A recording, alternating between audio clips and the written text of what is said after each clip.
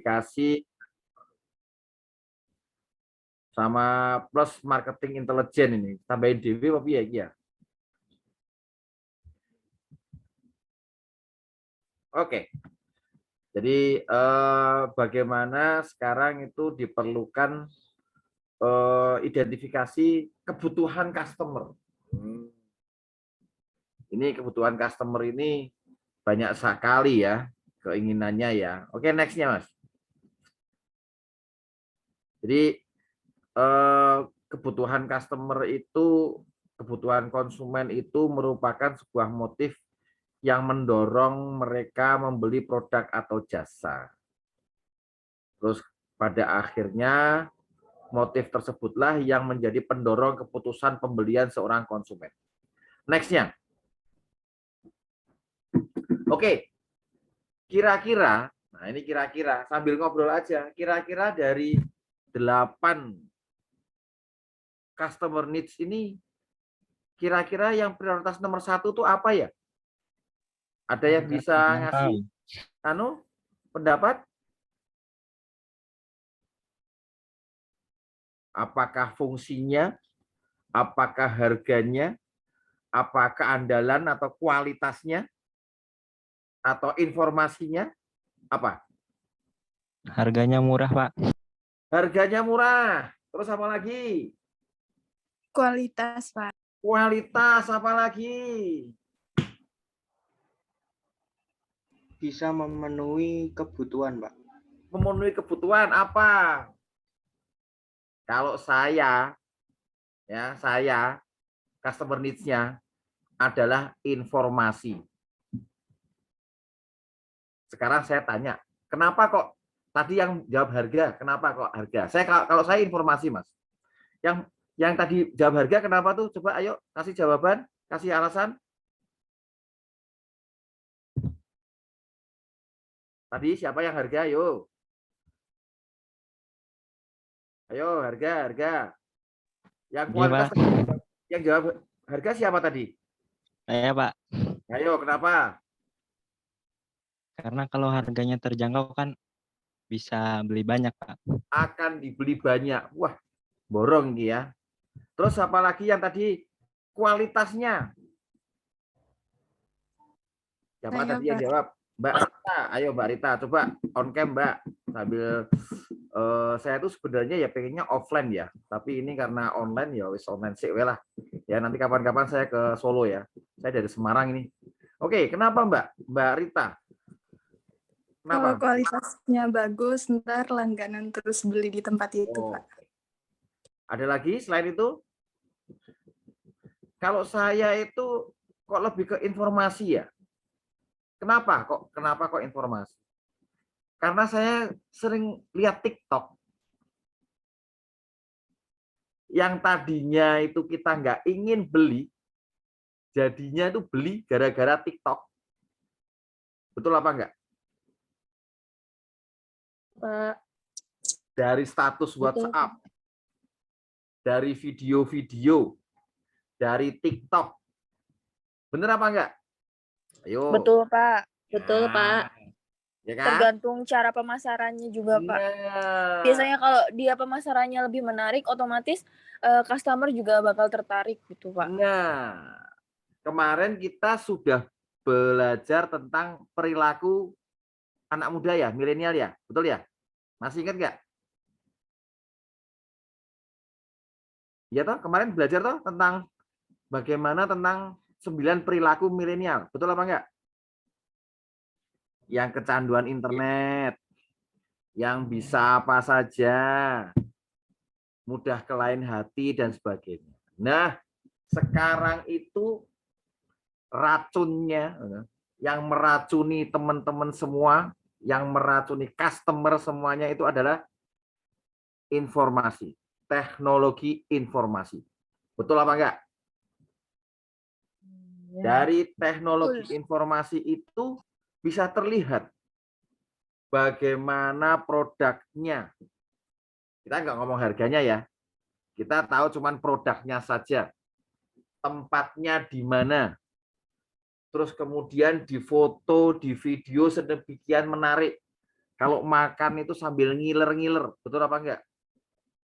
Sampai keringetan.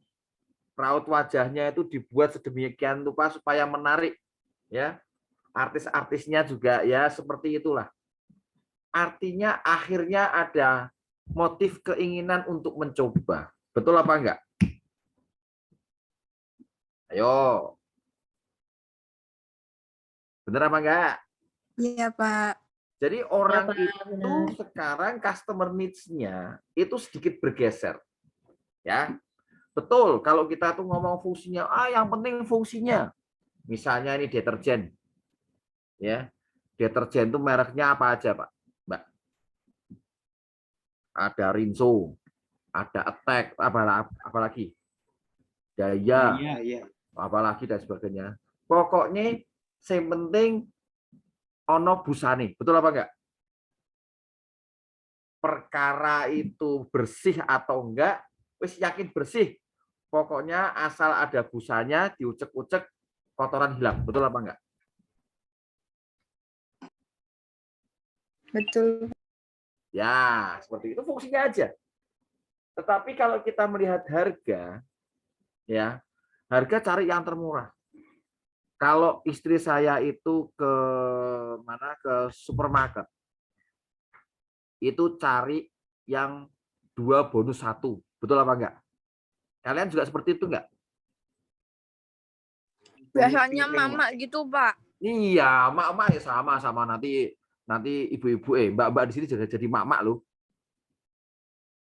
Kan belum. Tapi kira-kira sama enggak polanya? Pokoknya maaf. Pokoknya kalau beli sabun cari aja yang ada promonya. Beli 2 bonus 1. Betul apa enggak? Betul, Pak. Perkara merek A, B, C terserah. Itu juga berlaku untuk super pel misalnya, ya, untuk ngepel. Kan macam-macam itu. Ada super pel, ada SOS, ada apa lagi itu. Kata bengek itu yang membersihkan lantai itu. Kan macam-macam. Sekarang itu 2 bonus 1 itu sekarang lebih menarik, ya kan. Ada bandit, kalau 1 dijual 25, kalau beli 2 sekaligus harganya bukan 50 tapi 40. Nah, ini ada ketertarikan, ya, semacam itu. Terus kemudian kenyamanan. Saya udah nyaman lah pakai merek-merek tertentu. Saya udah nyaman nih misalnya naik Honda. Saya mau ganti Yamaha NMAX. Males Nah, itu juga bisa. Ya, tergantung kebutuhannya bagaimana. Kalau dia sudah merasa nyaman, merasa aman, itu susah sekali untuk ke lain hati. Padahal kemarin itu kalau kita bicara tentang milenial itu mudah berpaling di lain hati. Kemudian pengalaman, dia ingin punya pengalaman, ya, customer itu. Kita bisa melihat yang viral-viral ya, tempat wisata di mana saja itu sering didatangi. Tapi pertanyaannya, apakah setelah datang di sana itu akan kembali lagi ke sana? Rata-rata bagaimana? Ingin kembali lagi atau enggak? Contoh nih, ke Tawangmangu, ya, yang dekat dengan Solo. Kira-kira mau balik lagi enggak ke sana? Mas, Mbak? Tergantung sih, Pak. Tergantung misalnya kayak di Instagram, kelihatannya bagus banget pas ke sana, zong kayak gitu ya. Kayak udah kapok gitu, kayak cuma penasaran aja sih Pak sebenarnya. Nah, inilah faktor pengalaman ini. Nah, ini yang perlu perlu digarisbawahi, karena ini nanti akan menyangkut bagaimana pola kalau kita itu mau berbisnis. Ya, kalau Mbak, Mas lihat itu di sini bahwa misalnya ada kafe. Kafe itu rata-rata bisa bertahan berapa lama, Mbak? Terus kemudian tempat-tempat wisata yang baru itu, kira-kira itu berapa lama? Nanti harus dihitung cost-nya. Wah, ini paling BEP harus didesain untuk BEP-nya cukup 2 tahun saja. Bagaimana supaya 2 tahun itu rame terus sesuai dengan planning dan sebagainya seperti itu. Ya, saya kemarin menjelaskan bahwa bisnis itu kalau misalnya jarak jauh itu ya bikin nasi goreng aja, warung nasi goreng atau pecel lele, ya, atau angkringan seperti itu. Yang semua orang sudah paham, sudah tahu bagaimana rasanya, harganya ya juga segitu-gitu jual. Tapi kadang-kadang orang kan butuh pengalaman baru nih, butuh makanan baru. Kita ikuti tren dari Korea, dari Jepang, atau dari Eropa, dan sebagainya. Coba kita adopsi di sini. Itu menjadi pengalaman. Ya, bakar-bakaran lah, apa sate taichan, dan sebagainya. Itu semuanya perlu dicoba. Ya, karena ini menyangkut pengalaman. Paling tidak, teman-teman di sini, mbak-mbak, mas-mas di sini, kalau ditanya sama orang lain, jawabannya sudah tahu. Betul apa enggak? Sudah pernah. Benar apa enggak? Itu yang jadi kita itu enggak disebut kuper lagi, ya, kurang pergaulan gitu. Enggak. Pokoknya sudah pernah. Kemana? Ke Tawangmangu. Sudah pernah. Kemana? Ke Colomadu. Sudah pernah. Walaupun mengecewakan, tapi jawabannya adalah sudah pernah. Seperti itu, ya. Nah, terus kemudian juga customer kebutuhannya karena desainnya unik. Bisa nggak kita melihat contohnya, desainnya unik gitu ya. Misalnya craft tertentu seperti itu. Saya beli lucu. Ada gantungan kunci, lucu. Kita beli ada inisial kita misalnya. Nah, dari desain-desain itu sebenarnya itu menarik buat kita untuk membelinya. Ya, kebutuhannya seperti itu. Desainnya seperti apa.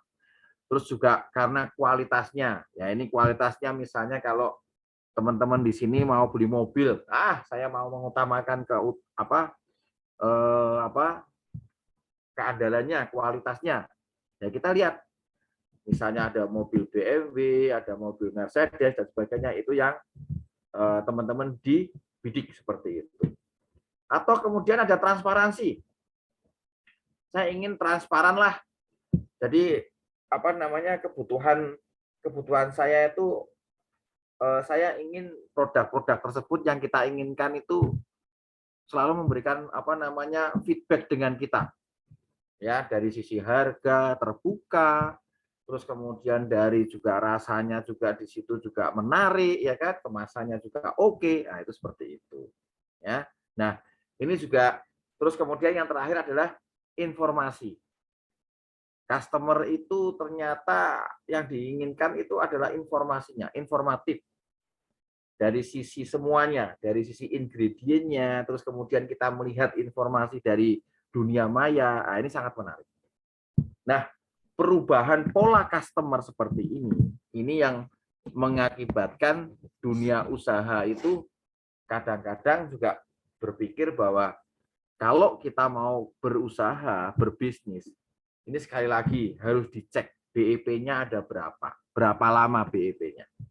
Ya, bisnis itu sekarang itu tergantung arah anginnya. Mau yang bagaimana? Mau seperti apa? Ya. Nah, perlu teman-teman sama mas-mas, mbak-mbak ini ketahui bahwa customer need ini, keperluan dari customer ini, itu masing-masing berbeda. Bisa dilihat dari wilayahnya, bisa dilihat dari latar belakang keluarganya, kemudian sifatnya juga, ya. Terus kemudian juga ada faktor-faktor yang mempengaruhi, misalnya temennya, ya, ajakan temennya, terus kemudian melihat informasi dari TV misalnya seperti itu, ada motif-motif keinginan. Nah, sekarang tinggal kita, budgetnya berapa? Ini kan faktor keinginan berapa seperti itu. Oke. Nah, di sini saya ingin juga bercerita tentang bagaimana customer need ini. Rata-rata saat ini kecenderungannya orang itu memilih produk itu tadi ada disebutkan karena fungsinya, ada harganya. Terus pertanyaan saya selanjutnya, ini nggak ada kaitannya dengan Pak, bagaimana dengan gaya hidup? Dengan budaya, gaya hidup kita. Apakah itu bisa termasuk juga customer needs? Ayo, siapa yang bisa jawab? Gaya hidup nih, budaya nih, bisa masuk nggak dalam customer needs ini? Kebutuhan customer untuk memenuhi gaya hidupnya. Bisa apa enggak dimasukkan dalam kategori ini? Mas, Mbak? Ayo, siapa yang mau jawab? Ini jangan-jangan tidur ini semuanya.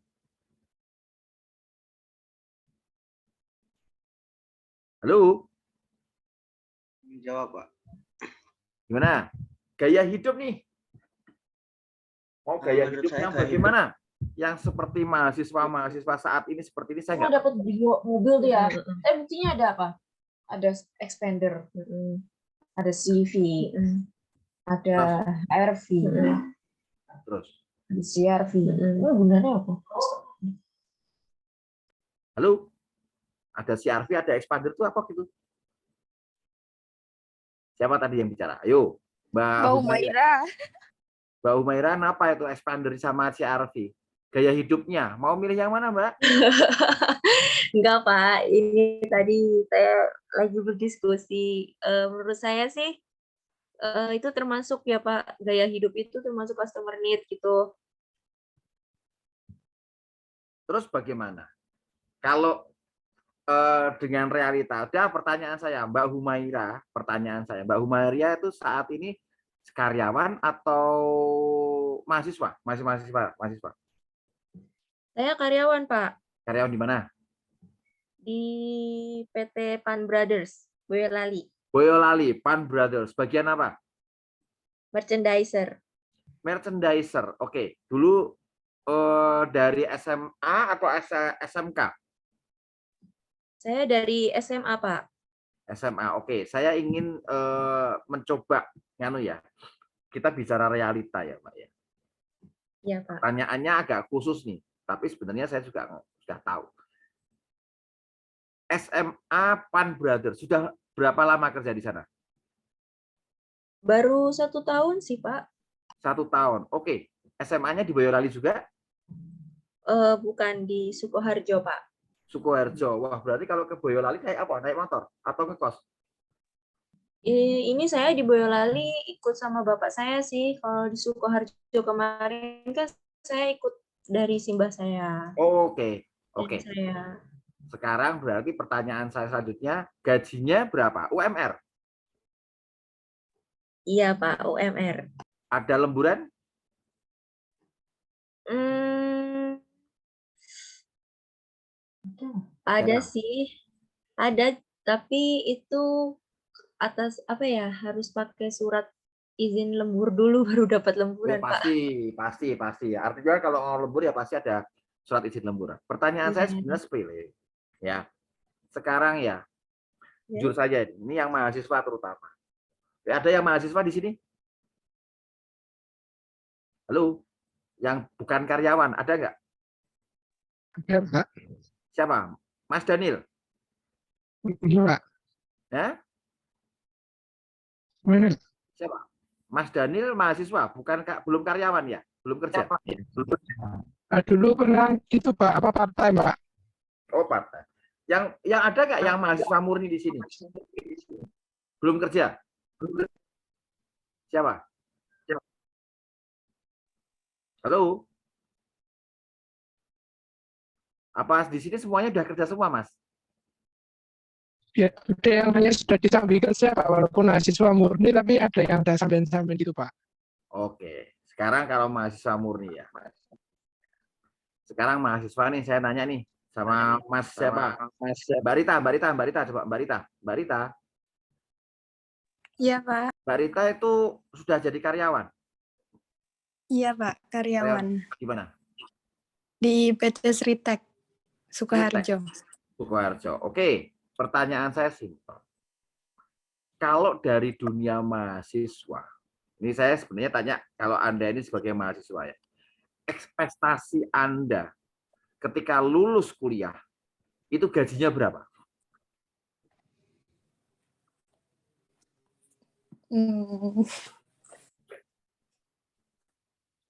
Halo? di atas UMR yang pasti.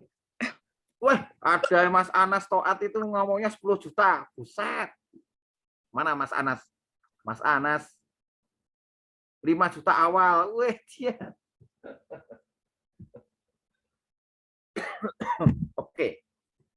Saya ingin bercerita ya. Saya itu kalau orang bicara CV saya, pengalaman saya itu udah keluar masuk mungkin 9 perusahaan, Mas. Ya. 9 perusahaan dari Jawa Barat, Jawa Tengah, Jawa Timur dan sebagainya. Ada beberapa perbedaan yang signifikan. Ya. Saya mau sedikit cerita nih. Ini juga nanti dihubungkan dengan customer need juga. Bahwa keinginan kita itu kalau misalnya kita mau lulus, kita itu pengennya gajinya tadi bicara, 5 juta, 10 juta, awalnya 5 gini bla bla bla. Tapi realitanya tidak seperti itu. Alhamdulillah. Mbak Leni ya kayaknya yang ngaji. Realitanya itu adalah kalau sarjana itu pasti pengennya adalah di atas UMR terlebih dahulu. Ya. Kalau di Jawa Barat kayak Bekasi, dulu saya di Kerawang. Kerawang itu saat ini gajinya itu UMR-nya itu bisa sampai 4,6 juta. Lebih malah 4,8 kalau nggak salah. Itu ada struktur harga yang perlu teman-teman ketahui karena ini menyangkut gaya hidup ya. Saya bicara kayak gini. Jadi kalau di Jawa Barat atau di mana Banten dan sebagainya, itu kalau UMR itu adalah untuk karyawan dengan pabrik yang produk mass production, misalnya tekstil, misalnya penyamakan kulit, misalnya bikin sepatu, itu grade 3, itu UMR. Kalau dia itu di perusahaan makanan, itu masuk di grade 2. Selisihnya dari grade 3 ke grade 2 itu antara 100 sampai 200 ribu rupiah. Ya. Lah Pak, terus grade 1 apa? Ternyata grade 1 itu otomotif. Itu juga selisih antara 100 sampai 200 ribu dari grade 2. Jadi di sana itu UMR itu tergantung perusahaannya apa. Grade-nya apa, grade-nya berapa. Itu. Tapi kalau di Jawa Tengah, di Jawa Timur, nggak ada grade, sama saja. Ya, itu yang pertama. Terus kemudian yang kedua, kalau di Jawa Barat, ya, itu rata-rata itu mereka menyediakan transportasi.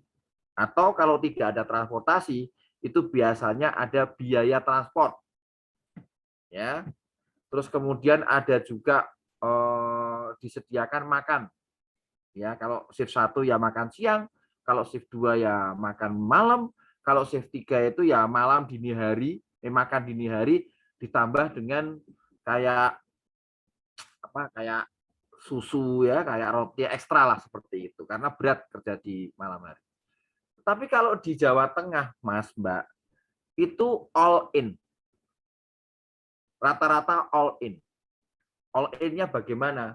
All in-nya itu ya udah gaji segitu UMR, terus kemudian itu sudah termasuk transportasi, sudah termasuk makan. Betul apa enggak?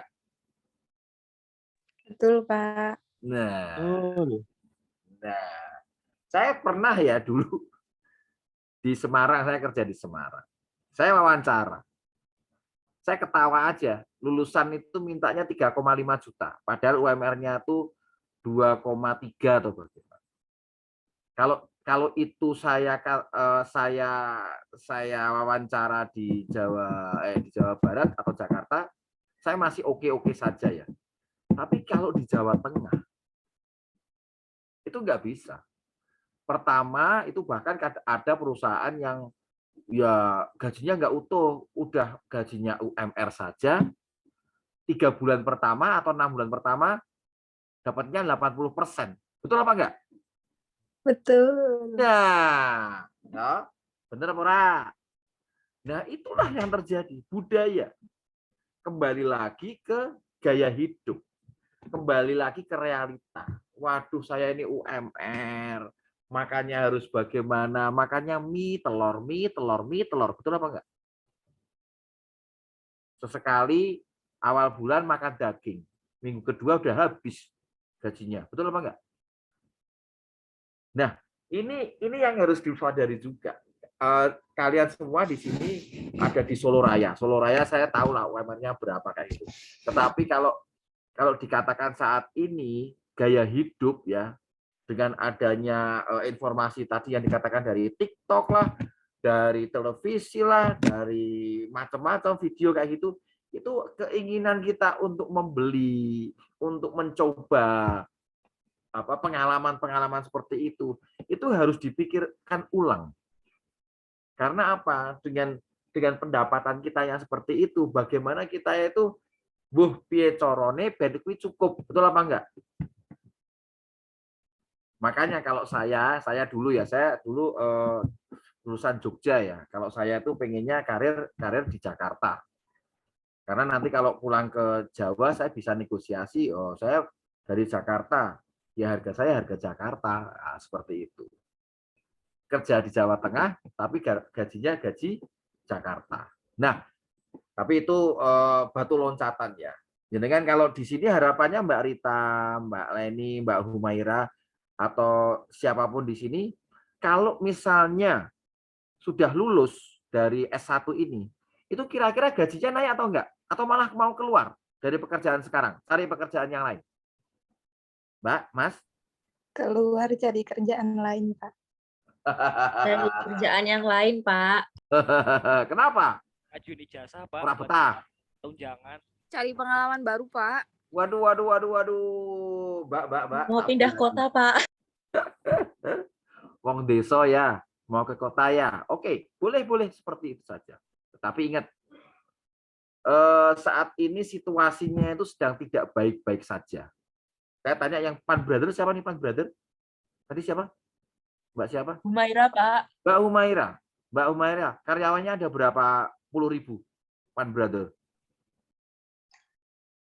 10 ribuan ke atas. 10 ribuan. Kira-kira tahun ini sama tahun depan kira-kira bagus apa enggak ini prediksinya?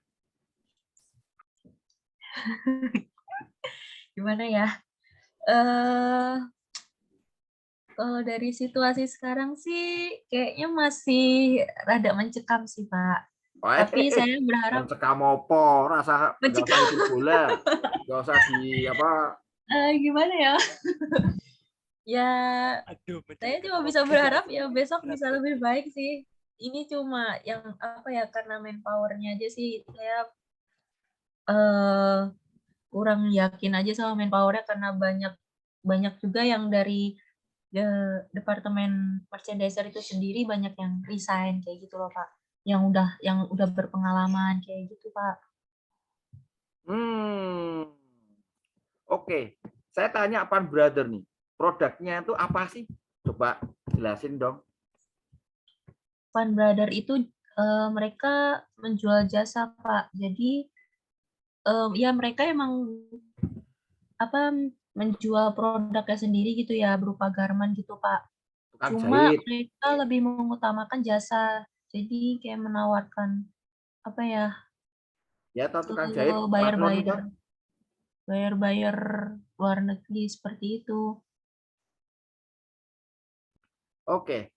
Jadi dari Nike, Adidas ya kan, banyak kan ya? Ya, Adidas, Pak. Adidas apa, terus kemudian pokoknya dari bahannya impor, mungkin dari Cina atau apa, terus kemudian di sini dijahit. Betul sekali, Pak. Terus kirim ke luar negeri. Nah, sekarang situasi sekarang, Mbak. Situasi sekarang itu sedang tidak baik-baik saja. Ya. Kalau saya boleh berpendapat, bertahan dulu. Ya, bertahan dulu sambil melihat situasinya seperti apa. Ini gara-gara kemarin saya jelaskan ada Covid, ada perang, ya kan, ada krisis di semua negara. Ya. Banyak liburnya juga. Lah ini yang menarik adalah kemarin itu saya kan ngobrol-ngobrol sama teman. Biasanya kalau pameran furniture terbesar di dunia itu ada di Köln, Jerman. Biasanya bulan Januari. Ternyata sama pemerintah Jerman itu diundur sampai bulan Juni. Kenapa? Ternyata di Jerman nggak ada energinya. Gasnya nggak ada. Batu baranya nggak ada. Wood pelletnya nggak ada. Jadi pemanasnya tuh nggak ada. Ngeri toh? Belum lagi harga-harga yang naik dan sebagainya seperti itu. Ya, orang sekarang memilih mengamankan dulu situasi sekarang itu dengan kebutuhan-kebutuhan yang pokok. Fashion belum termasuk. Yang jadi pokok itu adalah makanan dan energi. Ya, perlu diperhatikan. Kalau teman-teman di sini yang bekerja di fashion, di garment, itu harap-harap cemas deh. Ya. Karena apa? Karena tahun depan itu prediksinya ada pengurangan karyawan. Terus kemudian saya juga mengalami, saya pernah dulu kerja di Ceres Group. Tahu kan Ceres? Tahu nggak? Ngerti porak Ceres? Precious, Pak. Ada Macy's, ada Silver Queen, ada pengolahan coklat untuk industri dan sebagainya seperti itu. Itu 3 minggu yang lalu itu baru memecat 91 karyawannya. Alasannya apa? Alasannya perang Rusia sama Ukraina. Loh, itu pabrik makanan. Pabrik makanan itu saat ini, Mbak, Mas. Ya ini saya akan bicara secara global. Saya nggak menakut-nakuti loh ya. Tapi ini bicara apa adanya. Situasi di luar itu yang laku itu energi dan makanan. Oke, makanan aja itu kalau kita ekspor ke luar negeri itu adalah kayak rempah-rempah, komoditi, kopi dan sebagainya. Nah, tetapi mereka daya belinya juga turun. Daya belinya turun. Mereka akan cari harga yang semurah-murahnya dari Indonesia.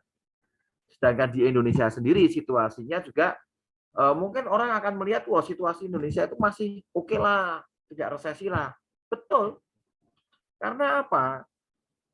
Karena 60% PDB kita itu memang ditopang dari UMKM. Jadi nanti ada switching nanti. Kira-kira nanti ketika ada pemutusan hubungan kerja ya dari pabrik garment, dari pabrik sepatu, dari pabrik makanan dan sebagainya. Sekarang mereka mau apa? Rata-rata teman-teman di sini harus mulai siap-siap ini, pasang kuda-kuda, pasang mata, pasang telinga. Ya, upskill teman-teman semua di sini. Bikin makanan apa? Nyonteknya seperti apa? Develop produknya apa? Ini penting, mata kuliah ini kita bicara krisis global. Kita nggak bisa.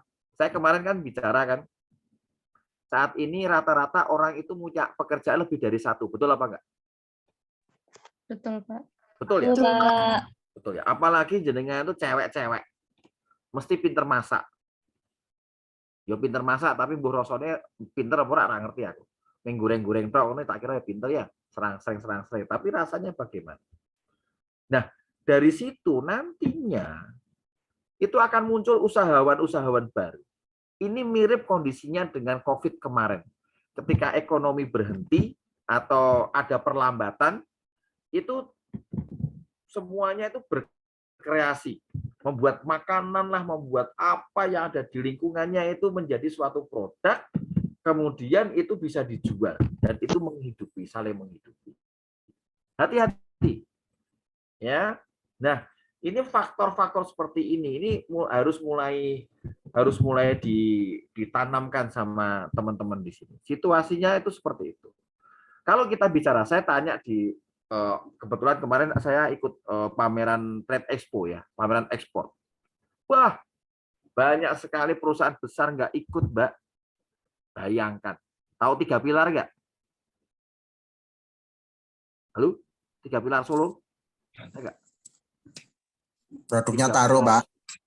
Ya, saya taruh. Itu dia nggak ikut pameran. Garuda Food nggak ikut pameran. Kapal Api nggak ikut pameran. Banyak perusahaan gede itu yang nggak ikut. Terus kemudian saya lihat banyak UMKM-nya. Tapi bagi saya ternyata snack itu juga mengalami penurunan. Sekarang kita punya uang nih buat anak kecil misalnya Rp2.000. Mau beli jajan apa Rp2.000?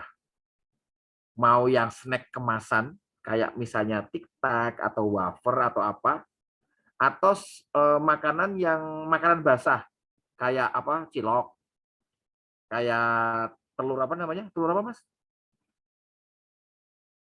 Telur Telur gulung. gulung, Pak. Nah, telur gulung seperti itu. Sekarang pilihannya seperti itu. Ayo. Sekarang milih mana? Ada uang, tapi switching. Beli gedang goreng. Beli tempe mendoan atau apa seperti itu.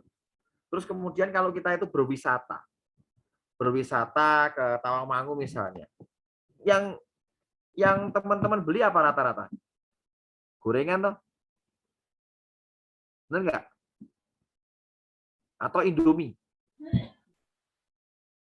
Kemudian teh panas atau kopi, saset seperti itu. Betul apa enggak? Ngirit. Tapi kalau masuk ke steak, masuk ke kemasan kitela saya itu enggak. Jarang sekali. Nah, sekarang itu orang switching seperti itu. Switching ke arah makanan-makanan tradisional yang memang long time gitu loh. Yang jarak jauh. Nah, ini penting. Nanti akan terjadi pergeseran seperti itu. Ini apa namanya? Apalagi prediksinya tahun depan sudah tahun politik. Aduh. Capek deh. Tapi biasanya kalau Sritek ya, Pan Brothers itu menerima kaos-kaos kamu enggak? Kaos-kaos kampanye enggak?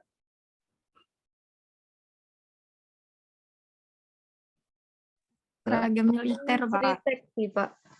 Sritek ya? Iya. Ya. Kita tahu lah Sritek kemarin juga saya lihat kemarin ada di pameran juga ada Sritek. Nah, ini ekonomi seperti itu artinya ekonomi kerakyatan, ekonomi yang muter di lingkungannya sendiri. Ya. Ekspektasi kita boleh, cita-cita kita boleh tinggi. Mau kerja di kota ya, mau gajinya sekian, monggo boleh seperti itu. Tetapi ada baiknya kita itu ngukur bagaimana perhitungan kita itu seperti apa, terus kemudian nanti situasi saat ini atau besok seperti apa kita belum tahu. Tapi yang bisa kita lakukan adalah bertahan terlebih dahulu. Sampai sini ada pertanyaan? Mas, Mbak? Ada pertanyaan nggak? Saya ketik nomor HP saya ya, 085-875-398-532. Monggo silakan nanti kalau misalnya ada teman-teman yang ingin konsultasi, silakan ya, nanti bisa menghubungi saya seperti itu. Kebetulan saya juga konsultan ekspor ya. Nah, hari ini pagi ini saya dapat informasi binaan kita ada 2 yang mau ekspor perdana nih, wood pellet sama kopi. Wood pelletnya dari Jogja, kopinya dari Temanggung. Nah, itu ya masih muda lah, umur 30-an tahun lah, alhamdulillah bisa ekspor perdana. Kalau wood pelletnya itu ke Perancis, kalau kopinya itu ke Iran. Loh, luar biasa kan? Nah, ini nanti coba akan saya jelaskan. Tapi sebenarnya kalau ngomong kayak gini ya pengennya offline ya. Kalau online kayak gini nggak seru. Ya, itu. Sampai sini ada pertanyaan nggak? Mas, Mbak? Belum ada. Sementara belum, Pak. Sementara belum Lanjut, ada. Pak.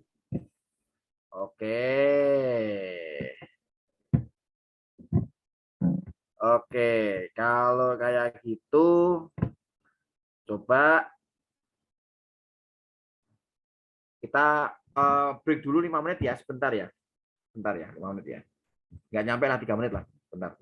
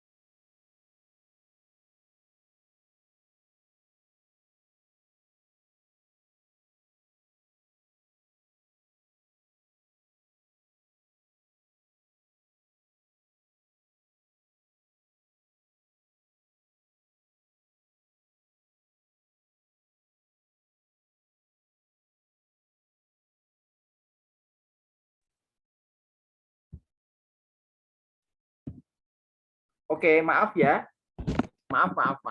Oke, nextnya Mas, nextnya. Oke, nextnya. Mas, oke. Sekarang ini kita masuk ke namanya marketing intelijen. Wah, amati, tiru, dan modifikasi. Ini apa namanya? Salah satu yang sekarang lagi tren ini. Ya, kita ini untuk develop produk itu nggak usah susah-susah untuk created produk.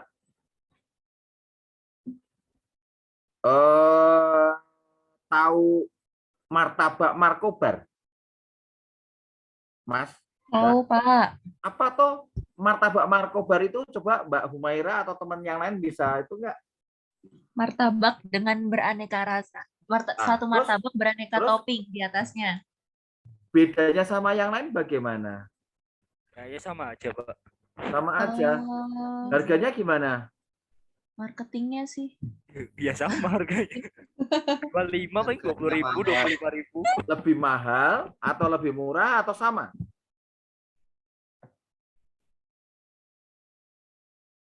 Lebih viral karena anaknya Pak Presiden.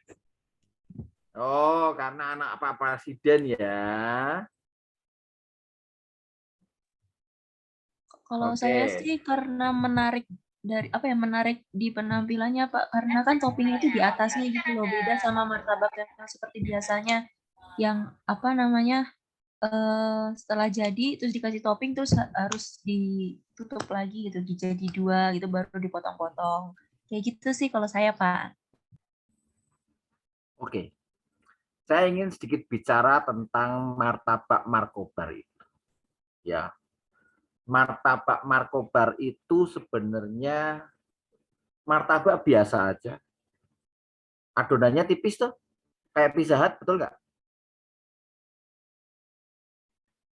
Tapi yang cerdiknya, tadi ya bahas Sawo karena anak presiden dan sebagainya, kayak gitu.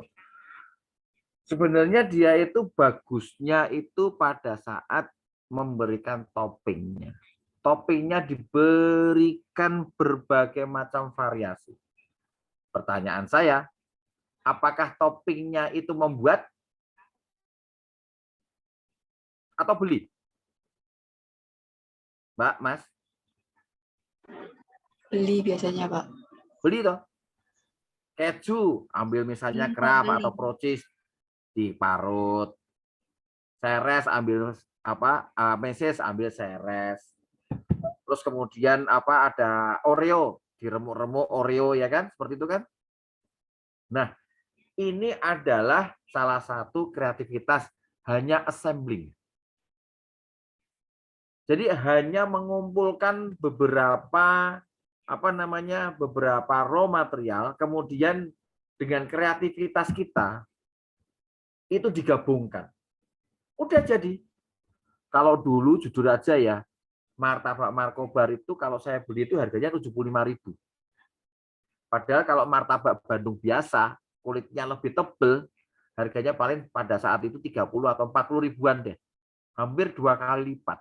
Betul apa enggak? Pernah ngerasain enggak harganya hampir 2 kali lipat? Ya, itu adalah salah satu cara kita untuk untuk menggabungkan resource kita. Salah satu cara. Jadi amati, tiru, kemudian dimodifikasi. Ya. Nah, yang menjadi permasalahan adalah bagaimana kita itu bisa mencari ide seperti itu. Kita itu cuma mengamati, meniru, modifikasi. Marketing intelijen itu semudah itu. Ya, kalau kita pengen rata-rata melihat dari produk itu semuanya itu hampir rata-rata itu meniru. Tetapi apa yang membuat mereka itu spesial? Ya, next-nya.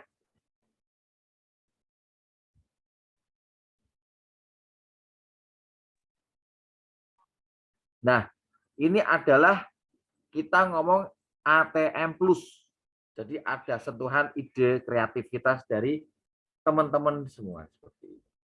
Ya, kalau kita bisa melihat sesuatu, kemudian ide itu kreativitas. Kemarin kita sudah saya contohkan ya, ada produk-produk craft ya Mbak ya. Betul apa enggak? Yang pertama kemarin ada gambar-gambar craft itu ada enggak? Lupa ya? Kemarin Thales, Pak. Yang craft ada toh? Coba, nah, coba nanti coba dilihat deh ya nanti itu mudah-mudahan materinya sudah di-share ya sama teman-teman ya. Nah, itu ada sentuhan kreativitas. Kalau kita itu apalagi Solo itu waduh gudangnya kreativitas. Ya, misalnya craft, apa namanya bambu, kemudian kayu dan sebagainya itu banyak sekali dimodifikasi. Ya. Terus kemudian Solo itu banyak sekali orang-orang itu trader dari Solo juga. Kalau di dunia perdagangan, itu kalau barang sudah masuk di Solo, itu bisa pergi kemana-mana. Di luar pulau, kayak itu ya, ke Kalimantan lah, ke Nusa Tenggara Barat lah, atau ke Sumatera, itu semuanya dari Solo. Orang bicaranya itu dari Solo, dari Solo, dari Solo. Kelihatannya Solo itu kecil, tapi potensinya sangat luar biasa. Ya, untuk dunia perdagangan. Oke, next-nya. Nah, ini yang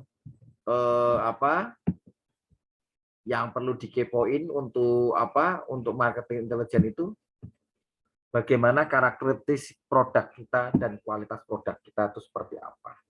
Packagingnya seperti apa? Struktur harganya bagaimana? Sebaran produk di pasar sudah sampai mana? Kemudian strategi marketingnya seperti apa? Nah, ini yang harus jenengan pahami. Ya, setiap develop produk itu harus disertai dengan marketing intelijen seperti ini. Oke, satu persatu nanti akan saya terangkan. Yang pertama, karakteristik produk dan kualitas produk itu sendiri. Next-nya. Ya, jadi kalau kita bicara tentang karakteristik produk dan kualitas produk, itu kita harus menggunakan tubuh kita, organoleptik kita. Bentuknya bagaimana dirasakan, diraba. Rasanya ya seperti itu. Dengan lidah. Terus dengan pendengarannya kita bagaimana, bunyi-bunyiannya seperti apa. Saya ini mau cerita Mas, yang di Pan Brother sama Sritek ya. Itu saya itu kemarin itu ngobrol-ngobrol sama seorang desainer. Ya. Desainer itu kalau ada model di catwalk ya, Pragawati ya, begitu ya. Itu yang dilihat kalau kain bagus itu yang gimana toh Mbak? Mbak, ini tekstil nih, saya tanya nih. Halo, Mbak Humaira atau yang lainnya yang kerja di tekstil, kain yang bagus itu bagaimana Mbak?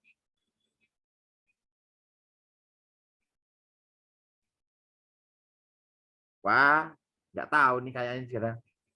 Tanpa cacat mungkin, Pak. Hah? Kain yang bagus itu bagaimana? Kalau dilihat sama Pragawati itu bagaimana? Supaya terlihat bagus. Jadi kalau dikasih pramugari, Pragawati, kalau dikasih Pragawati itu kainnya itu melambai-lambai. Betul apa enggak? Iya, Pak. Kena angin itu menjuntai dan sebagainya. Tetapi ini ada yang menarik ini. Kemarin saya ngobrol, ternyata ada satu yang menandakan kualitas produk itu bagus dari lambaian-lambaian dari kain tersebut. Ternyata ada itu orang yang melihat bahwa ketika kain-kain itu bersentuhan, ya kain itu sendiri kalau bersentuhan, itu menimbulkan suara krek, krek, krek, krek, krek, krek, ada bunyi-bunyi seperti itu. Pernah nggak mengamati, Mbak? Mas? Loh, toh? Jadi suara sentuhan antar kain itu menimbulkan sensasi sendiri.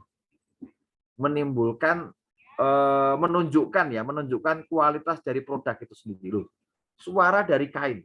Loh, bayangkan. Jadi orang itu kalau yang namanya pramugari di catwalk itu yang didengar nggak cuman hentakannya sepatunya saja, tok tok tok tok, enggak. Tapi juga suara dari kain itu sendiri itu didengar juga. Menarik toh? Pernah nggak kepikiran seperti itu? Jadi Belum pernah, Pak. Jadi parameter kualitas itu selalu berubah, selalu bertambah. Keinginannya seperti itu. Ya. Nah, ini tolong dipelajari bagaimana kualitas produk itu menggunakan panca indera kita. Kemudian otomatis kalau kita mau tentang karakteristik produk dan kualitas tidak luput dari manufaktur, ya, menggunakan mesin-mesin yang digunakan. Pak, kalau ini harus manualkan, dimesinkan bisa apa enggak? Ya, sebagai sarjana teknik industri harusnya mampu. Ya, sekarang itu zamannya industrialisasi. Sebentar ya, saya break dulu 3 menit ya, sebentar nih, saya mau ke belakang, sorry ya, sebentar.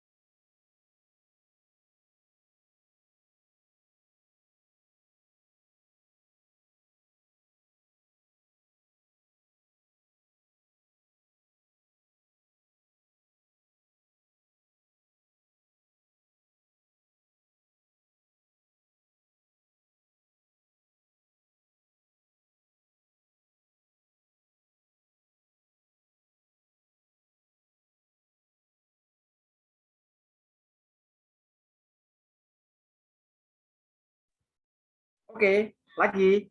Lanjut. Oke. Sekarang kita bicara manufaktur produk. Apa yang semuanya harus menggunakan mesin ya. Itu harus seperti itu. Saya ingin sedikit cerita nih. Mas, Mbak, saya ingin bicara tentang kambing. Tahu kambing toh? Tahu, Pak. Nah, kambing. Kambing itu biasanya usia berapa baru bisa disembelih?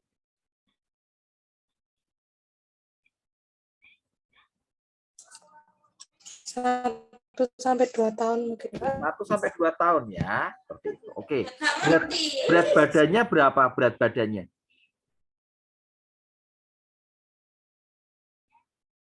Berat kambing berapa? 30 kilo ada? 35 kilo ada?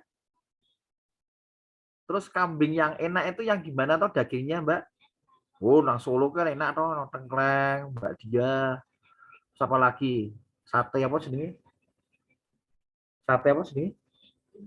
Sate buntel. Nah, sate buntel, ya kan? Oke. Nah, saya ingin dari kambing saya beralih ke ayam. Oke. Ayam potong. Ayam potong itu sekarang, Mbak, Mas, itu berapa hari bisa dipanen, bisa diambil? Halo? Ada yang kerja di ayam, pokpan misalnya, atau punya ayam potong di pekarangannya? Sekarang ayam potong itu berapa hari dipanen? Nah, yuk. Dulu Kurang tahu, Pak. kurang tahu ya. Oke, dulu itu setiap panennya itu kalau tidak salah 45 hari, Mbak. 1,5 bulan baru bisa panen untuk mencapai bobot sekitar 1,2 kilo. Ya. Terus kemudian karena kebutuhan ayam sangat banyak, itu akhirnya diberikan rekayasa makanan. Ditarget nih, kalau dulu 45 hari, sekarang dalam tempo 38 hari harus bisa panen. Dan ternyata bisa. Sudah ngirit 1 minggu. Ya. Ternyata kebutuhannya tambah banyak lagi. Akhirnya dicoba itu dari 38 ke 35 hari. Alhamdulillah bisa mencapai di 1,2 dengan rekayasa makanan dan sebagainya seperti itu ya. Terus kemudian masih kurang lagi. Ternyata saat ini itu rata-rata di 28 hari. Kurang dari 1 bulan, itu ternyata ayam itu sudah siap dipanen. Bobotnya sekitar 1,2. Pertanyaannya, rekayasa makanannya sampai seperti apa? Kok bisa seperti itu? Ya, ini Pak, wah makanannya banyak tuh, ada dedak lah, dicampur dengan konsentrat lah, dengan macam-macam seperti itu. Tapi itulah industrialisasi, ya, menggunakan segala upaya dari mulai raw material, dari mulai teknologi, pengembangan makan dan sebagainya, kemudian diuji cobakan ke ayam, ternyata bisa dari 45 hari ke 28 hari. Bayangkan 17 hari. 17 hari itu apa namanya, efisiensinya bisa 30% lebih. Nah, sekarang saya kembali lagi ke kambing tadi. Ternyata kambing itu saat ini juga sudah mulai diindustrialisasi. Loh Pak, kok bisa? Caranya gimana? Jadi kambing itu, Mbak, Mas, itu di Kediri, itu tuh ada yang namanya penggemukan kambing. Dalam tempo sekitar 3 bulan. Ya, itu bobotnya ditarget 4 bulan kalau nggak salah. Itu ditarget bobotnya sekitar 25 sampai 30 kilo. Caranya bagaimana? Ternyata kambingnya itu diberi makan sebanyak-banyaknya. Kandangnya dipersempit, kemudian diberi suasana yang nggak nyaman. Ya ini juga agak jahat juga ya mungkin ya. Nah, diberi ruangan yang sempit supaya dia berdiri, terus kemudian kepanasan sehingga minum dan makannya itu lebih banyak. Dengan ramuan-ramuan tertentu ternyata berhasil, Mas. Dalam tempo 4 atau sampai 5 bulan tadi bisa sampai 25 kilo. Ini prestasi yang luar biasa. Walaupun tanda kutip mungkin dagingnya enggak sekualitas yang biasa itu enggak kualitasnya enggak sama. Tetapi paling enggak ada achievement, ada pencapaian bahwa sekitar 4 sampai 5 bulan itu ternyata kambing itu kalau diternakan bisa mencapai bobot 25 kiloan. Ini menarik. Karena ini adalah salah satu bukti bahwa develop produk itu ternyata berhasil juga dilakukan di makhluk hidup. Tadi di ayam, sekarang di kambing. Nah ini yang harus dipikirkan. Banyak sekali kan resource di Boyolali, di Sukoharjo dan sebagainya untuk sebagai makan ternak dan sebagainya seperti itu sangat luar biasa. Ya. Kemudian kalau karakter produk itu dan kualitas produk itu pasti kita harus ada quality assessment-nya, ya. Quality assessment-nya yang kualitas yang mereka dalam produk itu sendiri. Apa yang diinginkan. Ya. Misalnya kalau gorengan ya expired-nya bisa 1 tahun. Kemudian kalau dimakan ya ada suara kriuknya, renyah seperti itu. Terus kemudian tidak ada rasa minyak seperti itu. Nah, itu seperti itu. Terus kemudian juga ada quality management dan assurance, ya. Jadi kayak ISO 9000, mungkin yang di Sritek atau di Pan Brother itu juga ada itu ya, ada ada ISO-nya ya Mbak ya, semuanya ya Mbak ya. Ya Pak. Nah Iya, Pak. itu harus itu produk itu ya paling nggak 1000 ISO 9000, terus kemudian ISO 14000 lingkungan misalnya seperti itu. Ini menarik, ini bisa menjadi salah satu mata kuliah tersendiri tentang quality. Ya, kalau mau menerangkan tentang quality produk dan sebagainya itu bisa di mata kuliah yang lain lah seperti itu. Terus kemudian juga kita harus melihat juga ketersediaan bahan baku. Next-nya. Kemudian packaging ya, packaging itu kita tahu bagaimana bentuk kemasannya, lebar, panjang, kekembungan dan sebagainya itu kita bisa tiru. Kemudian primary packaging, kalau primary packaging itu yang langsung bersentuhan dengan produk, kalau secondary packaging itu biasanya dalam bentuk karton atau bagaimana ya. Primary packaging itu bisa berbentuk kertas yang tipis atau plastik seperti itu. Kemudian desain packagingnya juga warnanya bagaimana, gambarnya bagaimana, ini juga dilihat, ini mainannya anak muda ini ya, desainnya yang menarik, yang inovatif. Terus konten-konten packaging, tulisan-tulisan di packaging ya. Sering-sering lihat itu Mbak, Mas, di Google bagaimana kemasan, misalnya kemasan produk-produk Jepang. Wah, itu sangat informatif ya, sangat luar biasa seperti itu. Next-nya. Nah, ini struktur harga, kita bisa dilihat perhitungan harganya bagaimana. Kita harus tahu nih bagaimana harga dari manufaktur, export itu dari gudang, ya kan? Kemudian ke distributor, grosir, kemudian menjadi ke reseller, kemudian dari harga eceran tertinggi. Ini kalau saya menerangkan tentang struktur harga bisa seharian ini, ya. Nanti kalau kita bisa bicara lebih lanjut ya, lebih terus seperti itu kan kita harus bisa menetapkan harga untuk konsumen berapa, untuk reseller kita berapa, untuk teman kita bagaimana, untuk grosirnya bagaimana, berapa persen keuntungannya yang wajar seperti itu. Mbak, Mas, saya tanya ini, yang aparel nih, yang aparel siapa tadi ya? Mbak siapa?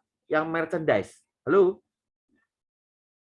Halo. Brothers, Mbak Humaira, itu kaos Adidas, itu tahu nggak harganya? Dari pabrik harganya berapa kira-kira? Jaket. Kalau di tempat saya kan jaket ya, Pak. Itu berapa ya? Kalau saya sih ngerti dua sekitar apa ya? Sekitar $50 ke atas. Bisa Harga sampai jualnya, ratusan dolar sih. taruh harga dari pabriknya kira-kira berapa?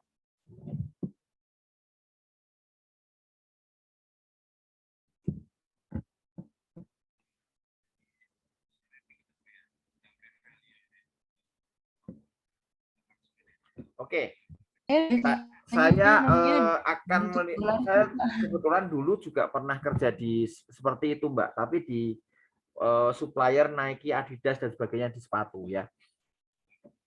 Rata-rata sepatu Nike, Adidas dan sebagainya itu keluar dari pabrik itu rata-rata harganya di $10. $10 itu berapa? Ya sekitar 150 ribuan lah. Tetapi kalau udah sampai ke customer, ke toko, harganya kira-kira berapa? Jadi kalau brand-brand tertentu kayak Nike seperti itu ada rumusnya ternyata. Jadi 1:10, kelipatan 10. Jadi produk itu kalau misalnya keluar dari pabrik itu harganya $10, berarti dijual di toko itu minimal ya, itu $100. Nah, itu salah satu strategi juga karena dia sudah punya brand ya, terkenal. Artinya kita itu kalau membeli produk itu ya sama saja membeli brand. Ya. Karena brandnya sudah terkenal seperti itu. Oke. Nanti saya ajarin deh bagaimana struktur harga itu. Oke, nextnya. Sebaran pasar ya kan, pasarnya sampai mana? Sejak kapan produk itu dipasarkan? Pertumbuhannya pasar bagaimana? Sudah sampai mana tersebar? Laku apa enggak? Biasanya kalau kita develop produk itu biasanya diuji cobakan ke keluarga kita sendiri, ke lingkungan kecil kita. Cocok apa enggak? Enak apa enggak? Kemudian pantasnya dijual berapa? Nanti kalau sudah lingkungan kecil, bisa di lingkungan sekitarnya, di RT, RW, atau sekolah, atau kerja, dan sebagainya. Dicoba.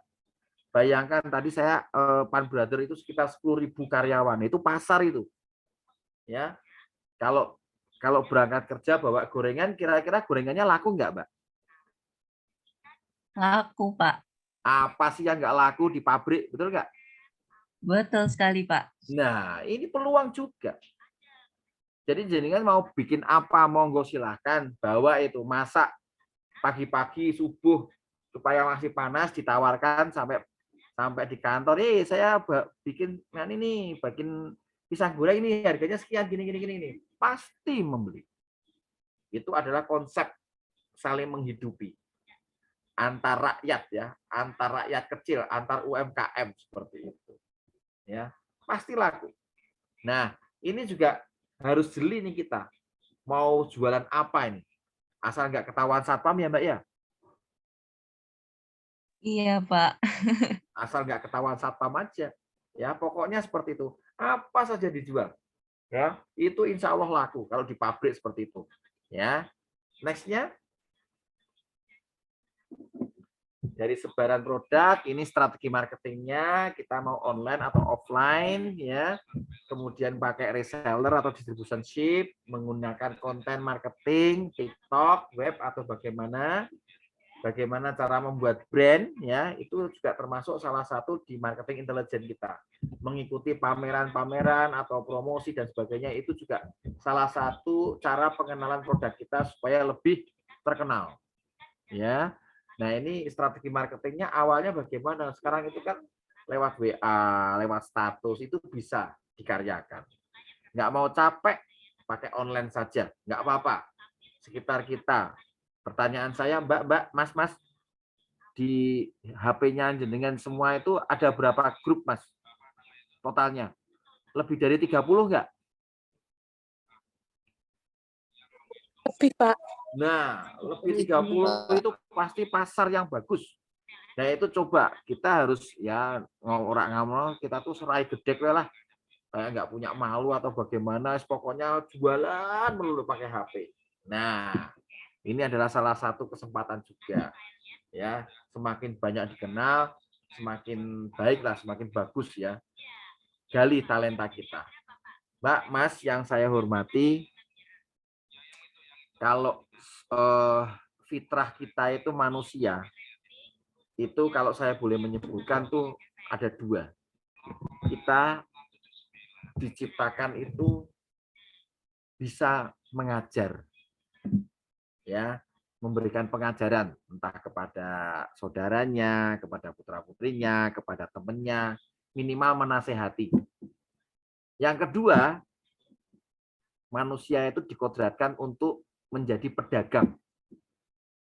Apa saja bisa dijual, ya, menjadi reseller, menjadi apa, menjadi informasi seperti apa. Nah, itu kodrat kita seperti itu. Manfaatkan.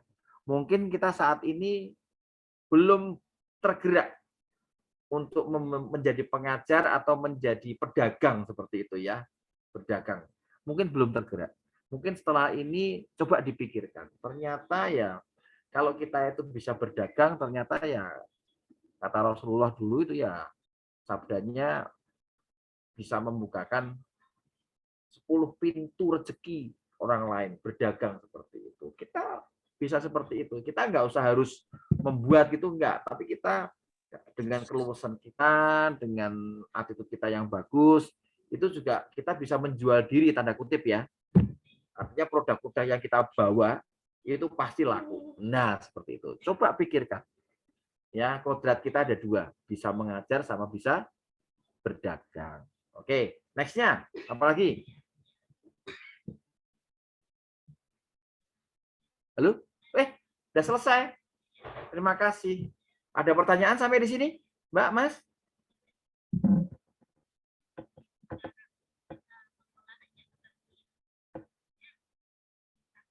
Halo, Mbak, Mas? Belum ada, Pak. Nggak ada, loh kok nggak ada ya udah selesai dong. Kasian. Pak Bas. Gimana? Itu Pak, yang pertanyaan yang sebelumnya itu Pak, yang tentang kayak misal tadi kan Bapak bilang kalau misalkan ada yang perdana yang ekspor. Nah, itu gimana Pak kalau tentang ekspor seperti itu? Wah, itu nganu Mbak. Kebetulan saya itu kan konsultan ekspor Jawa Tengah ya. Saya ditunjuk oleh Kementerian Perdagangan, Kemendak Pusat Jakarta itu untuk menjadi konsultan ekspor di Jawa Tengah sama DIY. Tupoksi kita itu mencetak eksportir baru. Kalau kita baru 2 tahun kok. Tahun kemarin kita mencetak 11 eksportir. Saat ini alhamdulillah sudah 15 ya, 15. Ada banyak yang sudah kita bantu untuk ekspor dan sifatnya konsultasi ini tadi nomor saya udah dicatat kan ya. Nanti bisa kontak-kontakan, mau konsultasi monggo. Sifatnya gratis, tidak membayar sepeser pun. Nanti ada beberapa ahli di situ. Ada ahli di bidang hukum internasional, kemudian tenaga ahli 2 itu di perizinan sama pembiayaan. Terus kemudian yang ketiga kalau saya di bidang promosi sama strategi pemasaran di ekspor itu. Kebetulan semuanya profesional dan semuanya pemain. Jadi lebih ke prakteknya. Jadi tidak teori-teori melulu, tidak sosialisasi, tidak training melulu. Tapi kita juga bisa business matching langsung dengan buyer dari luar negeri seperti itu. Karena kita dari Kemendak juga otomatis kita dihubungkan dengan ITPC ya seluruh dunia. ITPC itu Indonesian Trade Promotion Center. Ada di Dubai, ada di London, ada di Roma, ada di Chicago, ada di Los Angeles, ada di Hong Kong dan sebagainya. Jadi kita dihubungkan dengan market. Mereka butuh apa, kita sediakan. Kita punya apa, kita tawarkan ke mereka seperti itu. Jadi ekspor itu nggak harus satu kontainer ya. Ekspor itu ya satu kotak pun, satu box itu kalau dikirim ke luar negeri ya kita sudah bisa disebut sebagai eksportir. Kemarin kita itu ada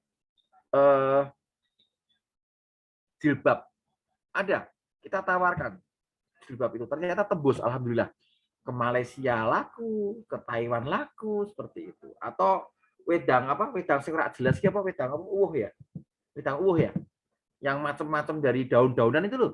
Iya Pak, wedang uwuh itu. Wedang uwuh itu kalau kemasannya bagus, Mbak, itu bisa diekspor. Kemarin itu binaan kita tuh ekspor ke Hongkong. Ya, selain kopi, selain minyak, selain rempah-rempah yang memang itu komoditas kita ya, andalan kita untuk ekspor seperti itu. Nanti lain kali mungkin bisa saya terangkan tentang ekspor ya, seperti itu ya. Nanti di lain kesempatan deh, saya akan mengupas tuntas tentang ekspor. Nanti ini dosennya siapa tuh? Mbak Bu Anita ya, atau Bu